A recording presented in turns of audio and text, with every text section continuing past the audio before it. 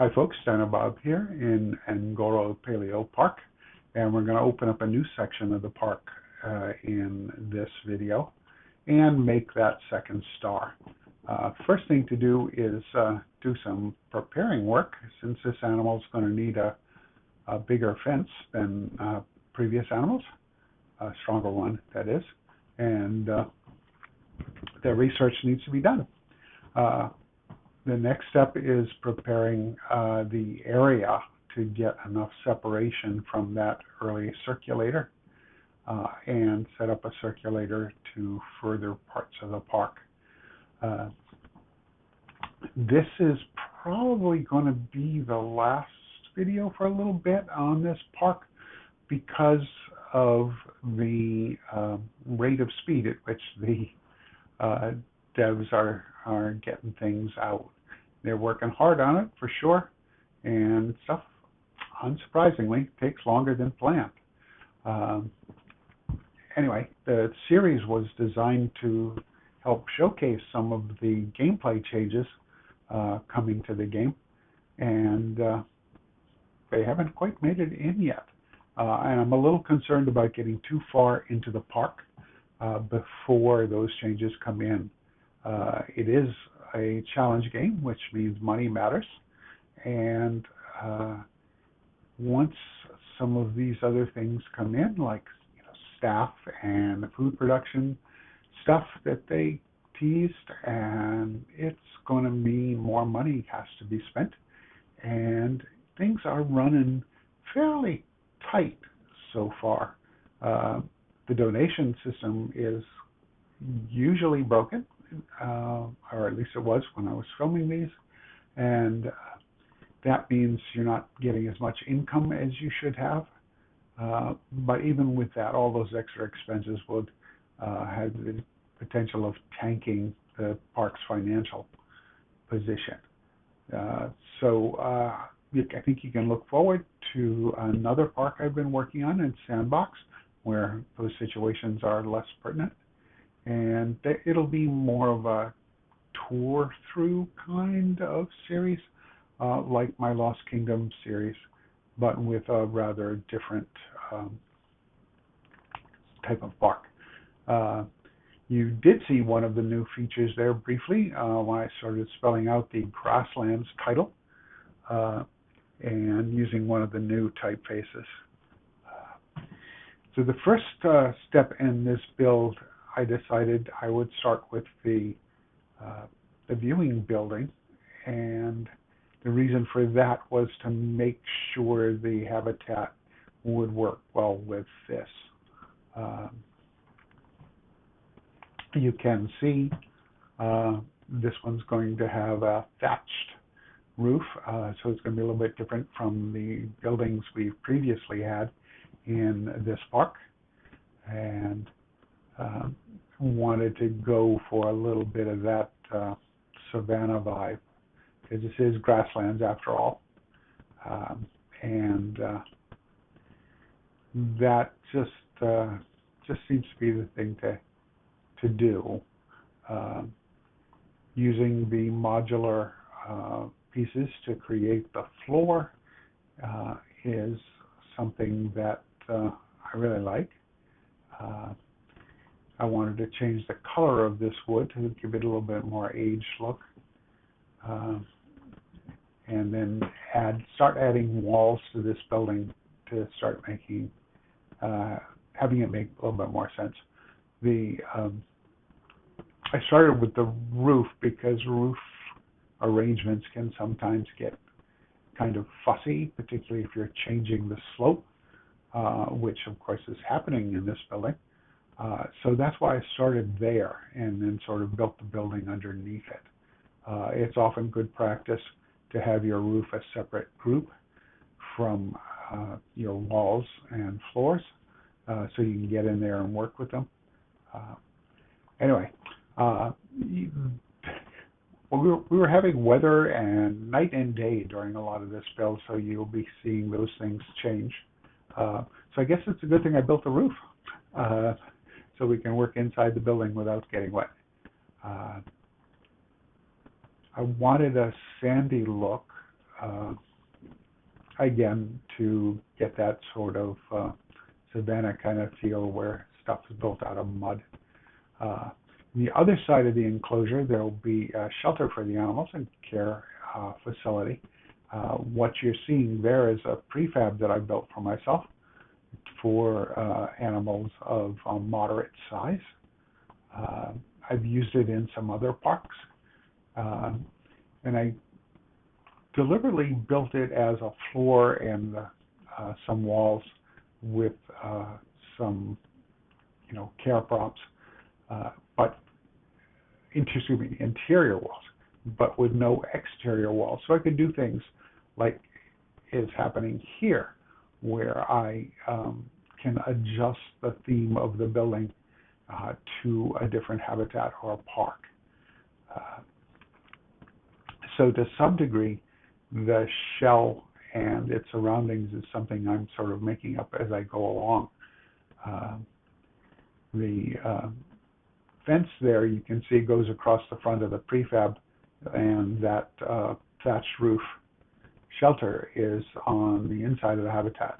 Obviously, I'm going to be changing that fence in a little bit, now, and that adds a little bit to the habitat for its size, giving the animals a little bit more space.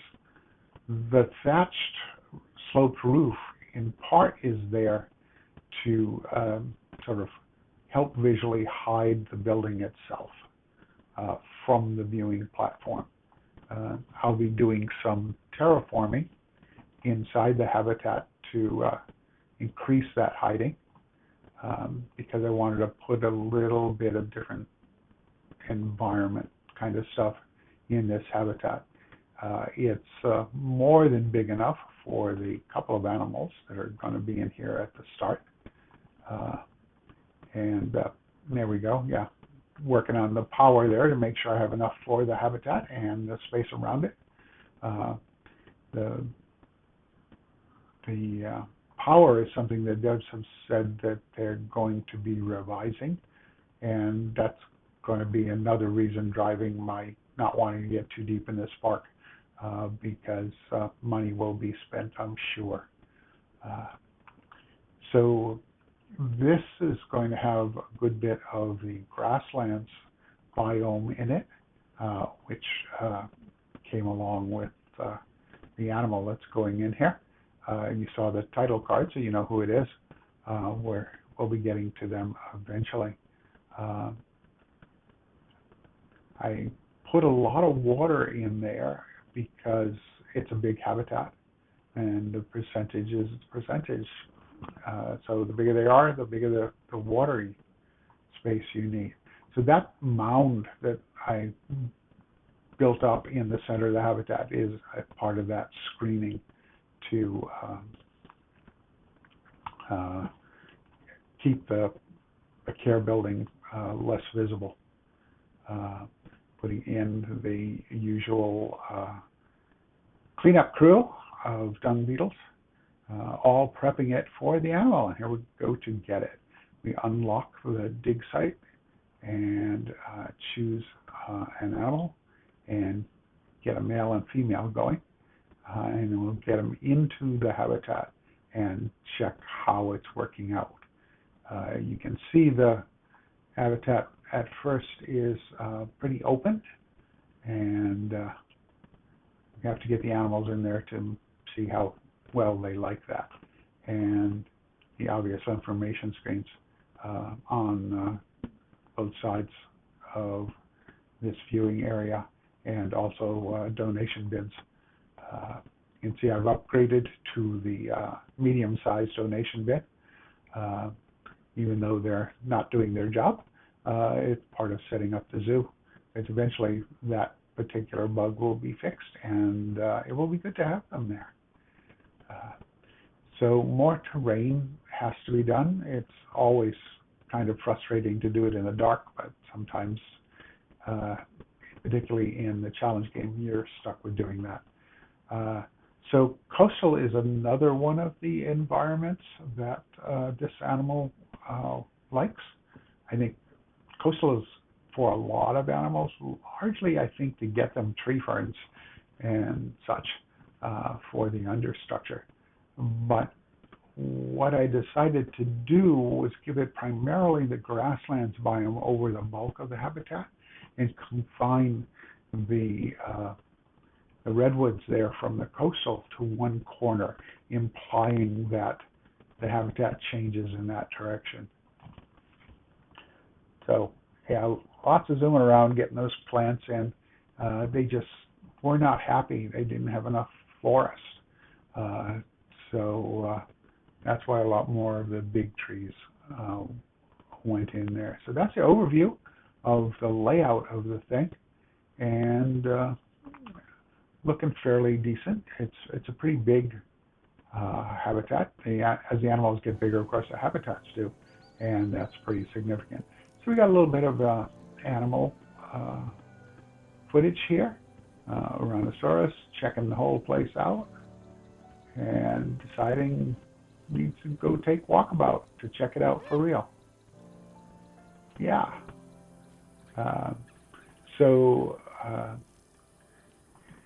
Like I said, next time it will probably be a different zoo, and I hope that will be okay with you guys. If you have thoughts on the matter, feel free to leave some comments. I'll try and reply if I can. If you like this video, you know the drill. Hit those like buttons. It helps the channel. And if you haven't, think about subscribing. I'm working hard to try to get something out every Friday, and want to keep that up. I've got some travel coming up, which means I need to get a little bit ahead, so I may get out of sync with what the devs drop in the way of progress. We know an update is coming soon with mammals, and of course, soon is a relative term. Obviously, I'll have to come back into this park and put a roof on the care building, and we're going to be expanding this grasslands portion of the park. I've got a plan in mind to set it up, and there will be continually tweaks to this habitat. I don't know how much of that will get covered in video, but I do want to continue this park and develop it along with the gameplay features that are coming. I hope you'll come back when we get to that point and enjoy hanging out with new dinosaurs and perhaps other animals. But for now, this is the newest animal in Game in the Park, one of the 4 from the last update. And you get a sneak peek at who I've got in mind for the next one as I jump into the dig site map and open it up and set for the skin. You all take care now. Be kind to each other out there, and I'll see you in another video soon, I hope. Bye.